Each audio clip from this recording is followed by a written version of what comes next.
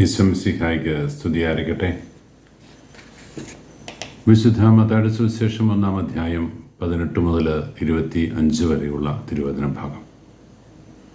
ഇന്ന് വിശുദ്ധ യോസേപ്പിതാവിൻ്റെ മരണത്തിരുനാളാണ്. ധന്യവിശുദ്ധരുടെ എല്ലാവരുടെയും തിരുനാളുകൾ അവരുടെ മരണവുമായി ബന്ധപ്പെട്ട് ആഘോഷിക്കുന്നു എന്നതുകൊണ്ട് തന്നെ വിശുദ്ധ യോസേപ്പിതാവിൻ്റെ മരണത്തിരുനാൾ അദ്ദേഹത്തിൻ്റെ ജീവിതത്തിലെ ഏറ്റവും വലിയ തിരുനാൾ തന്നെയാണ്. തൊഴിലാളികളുടെ മധ്യസ്ഥൻ എന്ന നിലയിൽ മെയ് മാസം 1-ാം തീയതിയും അദ്ദേഹത്തിൻ്റെ തിരുനാൾ നാം ആചരിക്കുന്നു എന്നത് ഉൾക്കൊണ്ടുകൊണ്ട് തന്നെ ഈ ധന്യവിശുദ്ധൻ്റെ ഏറ്റവും വലിയ തിരുനാൾ എന്ന നിലയിൽ ഈ ദിവസത്തെ നമ്മൾ കാണേണ്ടതുണ്ട്. വിശുദ്ധ ബൈബിളിൽ ദൈവഹിതത്തിന് സ്വയം വിട്ടുകൊടുത്ത, ദൈവഹിതം തന്നിൽ നിറവേറട്ടെ എന്ന് ആഗ്രഹിച്ച അനേക വ്യക്തികളിൽ ഒരാൾ എന്നതിനപ്പുറത്ത് ഏറെ പ്രത്യേകതയുണ്ട് ഈ യോസേപ്പിതാവിൻ്റെ തീരുമാനങ്ങൾക്ക്. സഖറിയായെ യോഹന്നാൻ്റെ ജനനവുമായി ബന്ധപ്പെട്ട സദ്വാർത്ത അറിയിക്കുവാൻ കർത്താവിൻ്റെ ദൂതൻ ജെറുസലേം ദേവാലയത്തിൽ ധൂപപീഠത്തിൻ്റെ സമീപത്ത് പ്രാർത്ഥിച്ചുകൊണ്ടിരുന്ന സഖറിയായുടെ മുമ്പിൽ പ്രത്യക്ഷപ്പെടുന്നത് നമ്മൾ കാണുന്നുണ്ട്.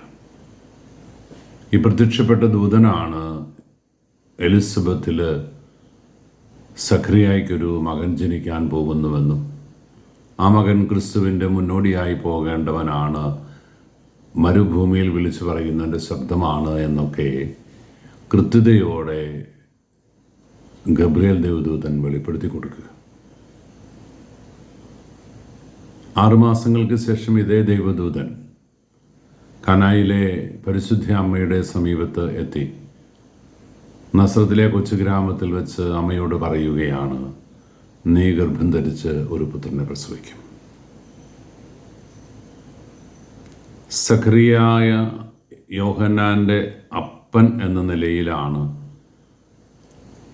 വലിയ സദ്വാർത്ത കേൾക്കാനായിട്ട് നിയോഗിക്കപ്പെട്ടത് എങ്കിൽ യേശുവിൻ്റെ കാര്യത്തിൽ യേശുവിൻ്റെ അമ്മയായ പരിശുദ്ധ മറിയത്തെ അടുക്കലാണ് ദൈവദൂതൻ എത്തിച്ചേരുക. യോഹന്നാൻ്റെ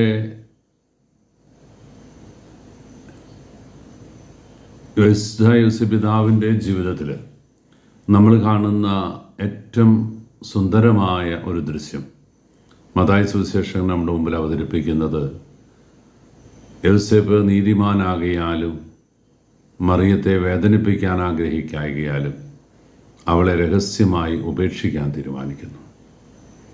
കല്ലേർ കൊണ്ട് പിടഞ്ഞു വീണ് മരിക്കാമായിരുന്ന ഒരു സാഹചര്യത്തിലേക്ക് മറിയത്തെ തള്ളിവിടാതെ വിവാഹമെന്ന തീരുമാനത്തിൽ നിന്ന് തൻ്റേതല്ലാത്ത ഒരു കുഞ്ഞിൻ്റെ അമ്മയായി തീർന്നു എന്നതിൻ്റെ പേരിൽ വിവാഹ നിശ്ചയം കഴിഞ്ഞ ആ മനുഷ്യൻ വിവാഹബന്ധത്തിൽ നിന്ന് മാറി നിൽക്കാൻ ആഗ്രഹിക്കുകയാണ്. ഈ തീരുമാനത്തെക്കുറിച്ച് ഗൗരവത്തിൽ പരിചിന്തനം ചെയ്തുകൊണ്ട് ഉറക്കമില്ലാത്തൊരു രാത്രിയിൽ കിടന്നുറങ്ങുന്ന യോസേപ്പിതാവ് ഒരു സ്വപ്നം കാണുന്നു. സ്വപ്നത്തിൽ ദൈവദൂതൻ വിശുദ്ധ യോസേപ്പിതാവിൻ്റെ അടുക്കിലെത്തുന്നു. പരിശുദ്ധ മറിയത്തെയും സഖറിയായെയും നേരിട്ട് കണ്ട് സദ്വാർത്ത പറഞ്ഞ ദൈവദൂതൻ ഒരു സ്വപ്നത്തിൽ മാത്രമാണ് ഈ യോസേപ്പിതാവിൻ്റെ മുമ്പിൽ എത്തിച്ചേരുക. പക്ഷെ ദൈവഹിതം അതാണ് എന്ന് തിരിച്ചറിഞ്ഞുകൊണ്ട് സ്വപ്നത്തിൽ കിട്ടിയ വെളിപ്പെടുത്തലനുസരിച്ച് യോസേപ്പിതാവ് തൻ്റെ ഭാര്യയെ ഉപേക്ഷിക്കാമെന്ന് തീരുമാനിച്ച സ്ത്രീയെ വിവാഹം ചെയ്യാൻ വേണ്ടിയിട്ട് അതിൻ്റെ പേരിലുണ്ടാകുന്ന എന്തെല്ലാം ആരോപണങ്ങളും കുറ്റപ്പെടുത്തലുകളും ഉണ്ടായെങ്കിലും അതിനെല്ലാം അപ്പുറത്ത് ദൈവത്തിൻ്റെ തിരഹിതം നിറവേറ്റെ എന്ന് ആഗ്രഹിച്ച് പ്രാർത്ഥിച്ചുകൊണ്ട് അദ്ദേഹം തന്നെ തീരുമാനമെടുക്കുക. തൻ്റെ ഭാര്യയെ രഹസ്യമായി ഉപേക്ഷിക്കാൻ വേണ്ടിയിട്ട് ഇദ്ദേഹം എടുത്ത തീരുമാനം ഒരുപക്ഷെ അദ്ദേഹത്തിൻ്റെ ജീവിതത്തിൻ്റെ ഏറ്റവും വലിയ ചിന്ത, അദ്ദേഹം നമ്മുടെ മുമ്പിൽ അവശേഷിപ്പിക്കുന്ന വലിയ ഒരു ചിന്തയുണ്ട്.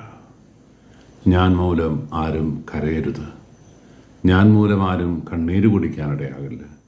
ഞാൻ മൂലം ആരും വേദനിക്കാനിടയാകരുത്.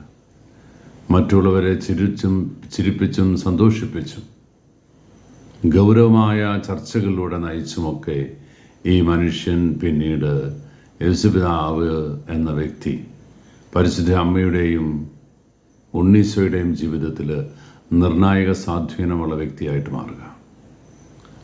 തലമുറകൾ തോറും എന്നെ ഭാഗ്യവതി എന്ന് പ്രകീർത്തിക്കുമെന്ന് പരിശുദ്ധ അമ്മ പറഞ്ഞുവെങ്കിൽ അതേ ഭാഗ്യത്തിൻ്റെ ഉടമയായിട്ട് യേശുപിതാവ് മാറുക.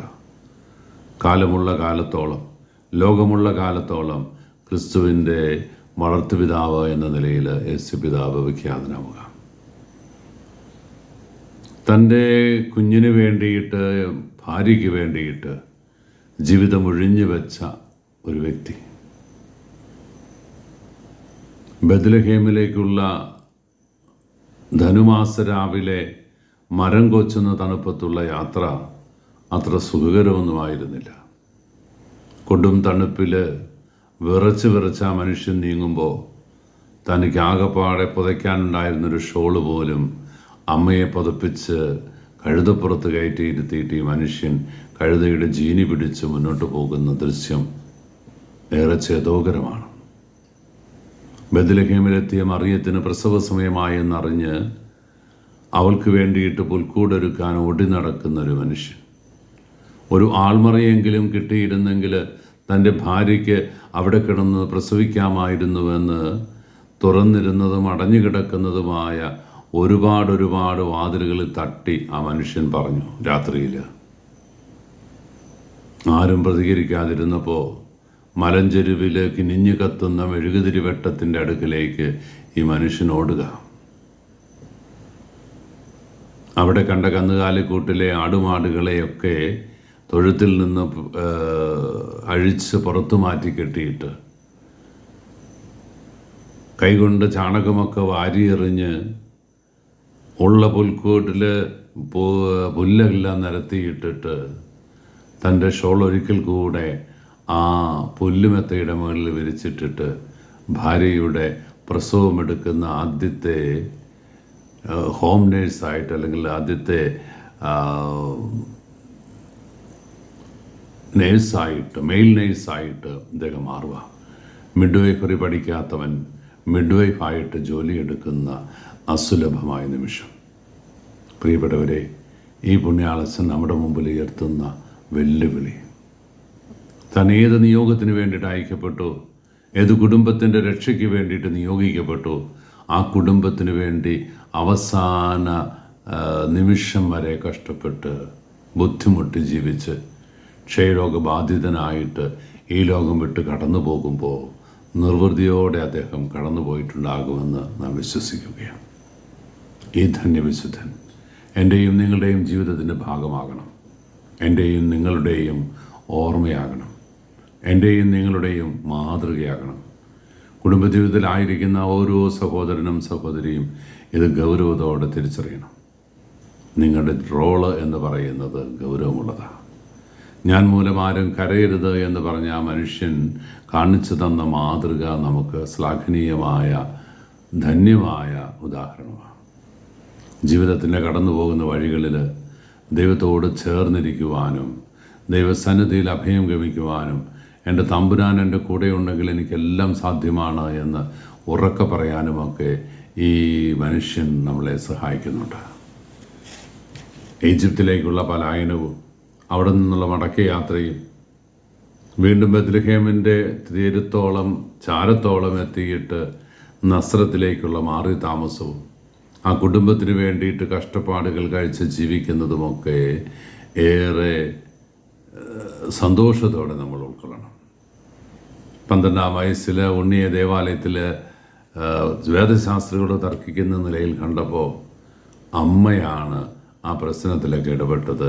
യോസേപ്പ് പിതാവ് ഒരു നിസ്സംഗനായ മുനിവര്യനെ പോലെ ഇതെല്ലാം കണ്ടും കേട്ടും ആ കുടുംബത്തിൻ്റെ ഭാഗമായിട്ട് ജീവിക്കുകയാണ്.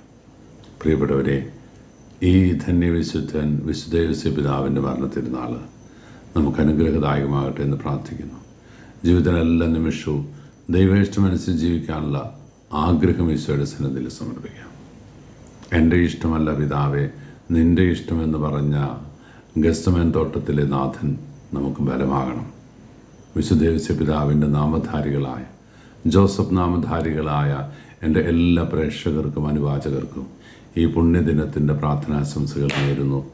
നോമ്പുകാലത്തെ ഈ പുണ്യ തിരുനാൾ നമ്മളെ കൂടുതൽ ദൈവോന്മുഖമാക്കി ഉയർത്തുവാനും ദൈവാത്മൻ്റെ പ്രേരണസനുസരിച്ച് വിശുദ്ധിയോടെ ജീവിക്കുവാനും നമുക്ക് ആഗ്രഹിക്കാം. ഈശോ നമ്മളെ അനുഗ്രഹിക്കട്ടെ. യേശുപിതാവ് നമുക്കായി മാധ്യസ്ഥം യാചിക്കട്ടെ.